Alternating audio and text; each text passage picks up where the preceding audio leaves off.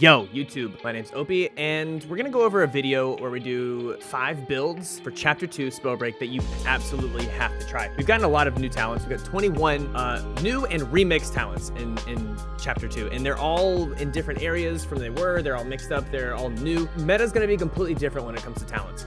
I don't think you can even have one similar build from before when it comes to actual talents themselves. They're either in different spots, or they're brand new, or they cost more things, or whatever it may be. They're all going to be completely different categories of builds, if you will. If you agree, if you disagree, you hate my hoodie, you wish it didn't match the microphone in front of me, tell me in the comments. Hit like, hit subscribe. We're going to get into it. Okay, so first build, and this one is actually pretty cool. It actually flows with a thematic type of name with what one of the talent names is. So we've got Rebirth, Tough, and Vampiric. It's called Back from the Brink. You don't understand that, and by the end of it, well, we'll have a little chat down in the comments, okay? So Rebirth, it's 4 points now. It's Resurrect from Disruption with 20 HP, scales up to 50 HP with plus 25% move speed while immune for 4 seconds. So whatever boots you have or boots you don't have, it's 25% of that, right? So then you've got Tough, which is a 1 point. So right now we're at 5 points. Remember, we have 7 total now. So you got Tough, which is 1 piece, which starts with plus 10 armor, flat rate. It goes up to 25 armor, flat rate on the top of whatever you have. So that's the 1 point. Then you got Vampiric, which is leech 20% health damage done to opponent, and that scales up to 40%. So you can get the kind of this vampire coming back to life type of build from this one. So the point of this build is to basically just stay alive as long as possible. So you've got the armor on top of it with Tough, and then you've got Vampire when your Vampiric when your armor is drained and used up. Then you've got Vampiric where you can leech the life from all of your enemies, which, by the way, you can do this against the bots in Dominion. Then Vital Stone, once you get all the way down, if they whittle you all the way down, your Rebirth kicks in. And it is important to note that you can actually start using Vampiric as soon as you come back from that immune state. So if there's a little bot around, just hit the bots or start hitting the people, and your Vampiric will automatically start gaining your thing. Also, if you kill somebody else and then you get a Rebirth scroll, then you get that Rebirth back, and you get your Rebirth back every single time you drop into Dominion. This build, I think we're going to see do very well in Dominion across the board. I don't know if it will do very well in BR. I think it will still do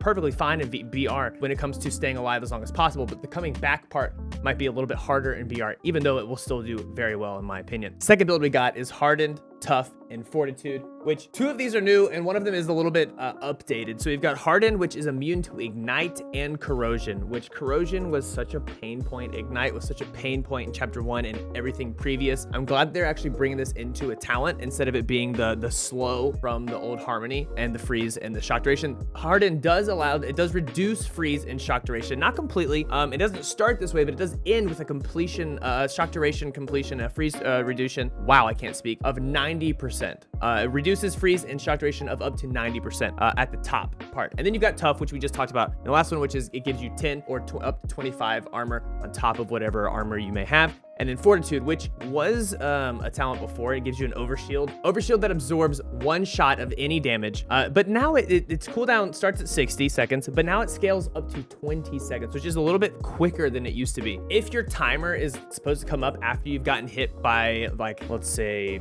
a toxic slab or a fireball, or you've walked through a firewall or a puddle or something, the corrosion doesn't knock that off anymore. The damage, the pain damage will still knock it off, but the corrosion and the ignite won't knock off your shield, just for that annoying one thing. And something that's really nice about Hardened at the moment is it gets rid of a lot of that annoying, that really just frustrating free damage feeling that's in Spellbreak, mainly when it just comes to all of the AoE and all of the CC and all of that stuff as well. It just kind of is slightly obnoxious stuff.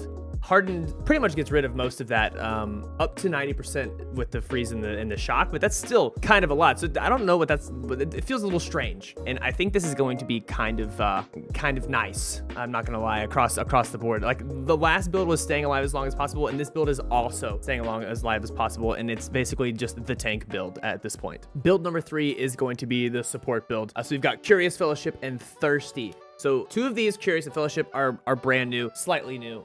Fellowship has been kind of pulled from Thirsty and kind of split into 2, but they're both a little bit more powerful than they used to be just in Thirsty. So it's a nice combination to have them both. There's a lot of synergy there between the 2. So you've got Curious, which increases your chance to find scrolls from chests by 12% to 50%. So this is not that part's not going to be very useful in Dominion. However, it does increase your scroll reading speed by 100% for Curious. So that alone is just a good enough it's just a good enough use for a 2-point talent, in my opinion, with this build. And then you've got Fellowship, which applies 25% of any healing effects to nearby teammates, scaling up to 100%. This little radius is also, I think it's like 1.5 Marlows, so it's pretty tight, which is gonna be nice for Dominion on top of those capture points. After you kind of fought for one, you're sitting there with your teammates, you heal up and you get that, which brings me to my next point. You're gonna wanna be able to heal up fast. So you've got Thirsty, which is increased potion speed by 25% up to 75%. So you're going to be able to heal fast and give your two teammates around you. Plus, with your scroll reading speed, you can actually get those two, Fellowship and Thirsty, up pretty quickly to be able to do that to level 4. So you've got the base, then you've got you can level it up 3 times each. So with all of the synergy between here, it's going to be very nice for very coordinated teams. However, if you are playing in a team that's not very coordinated, being able to get everyone in that tight-knit radius of Fellowship and to be able to heal them off quickly is going to be kind of a difficult thing.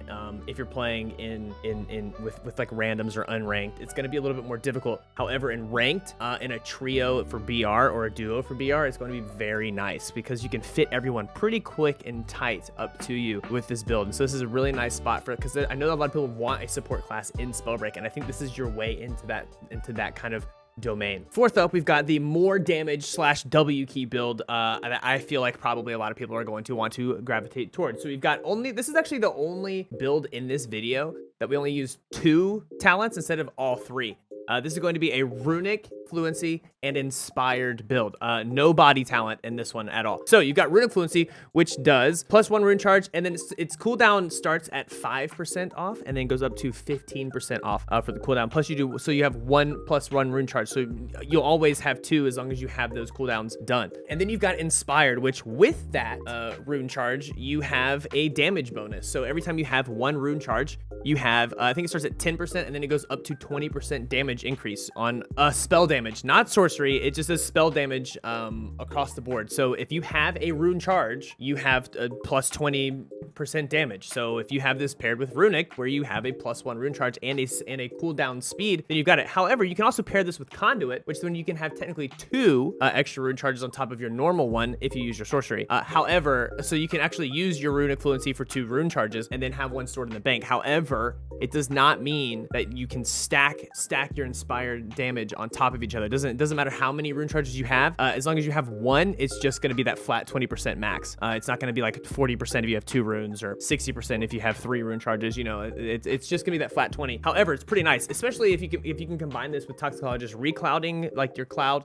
Vanishing Mists, or Pyro's Firefly. So you've got those 2 built-in runes. Also, you've got the Updraft from Tempest. So you've got all of this stuff that you can use as like a secondary little tiny rune, and then you have that 1 rune charge, and you've got that 1 in the bank, and you're doing 20% damage. Plus, if you've got Squall on Tempest, there's a bunch of things you can do with this damage build. I think it's going to be a really, really nice 2-talent build that you're going to see across both BR and Dominion. I don't think that this is going to have a specific place only in BR or only Dominion. I think it's going to be just a really good build across all of the every game mode, probably for a while, actually. So the very last build that we have, we're gonna call it the Jungler. And aside from the very first build that we had, this is probably my second favorite build in this video.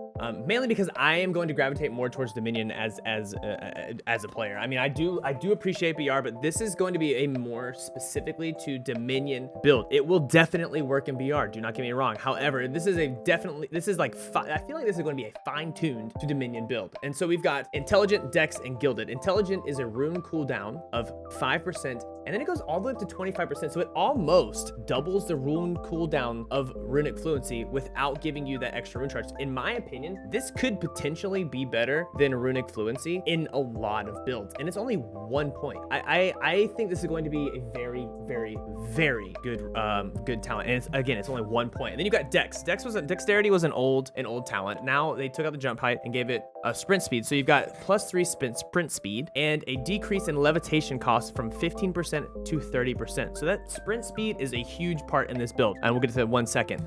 Gilded is a 4-point talent, which will allow you to upgrade all of your items by 1 rarity, all of them. In Dominion, it will only upgrade your gauntlets and your runes, which in my opinion is a huge up point. So if you have that Tox Gauntlet that you want, and you don't want to buy that blue stone gauntlet, then you just have Gilded, you read the scroll, and it gets it up. So Gilded It upgrades all your equipped talent items by 1 rarity when you read a spirit scroll, and that just keeps going until you do it. So the belts, boots, and amulet again is only in BR, and then it's your rune and your gauntlet in Dominion. So the point of this build is to be able to get from zone to zone, going in all of the lanes and finding all of the bots, the Valguard bots, and just farming them as quick as possible. Plus that because you got that sprint speed, which you can technically get all the way up to plus 15 sprint speed, which is mind-blowingly fast to me. I feel like it might be a little bit too fast, a little bit hard to navigate, but again, that makes you very slippery. It makes you hard to hit. So you can just get between different zones quickly, doing as much damage to all of the Valguards, farming all of the jungle, and just upgrading your equipment quicker and quicker and quicker at that point. And I think this is going to be a super fun build. It's probably what I will gravitate to the most, if I'm being completely honest, and that's just the jungler, which is intelligent, dex, and gilded. So that's all of the top 5 builds that I would like to try, that you have to try. Like I said at the very beginning of this video, it kind of breaks it into different sections a little bit more so than just like doing just damage. What are the best builds to do this?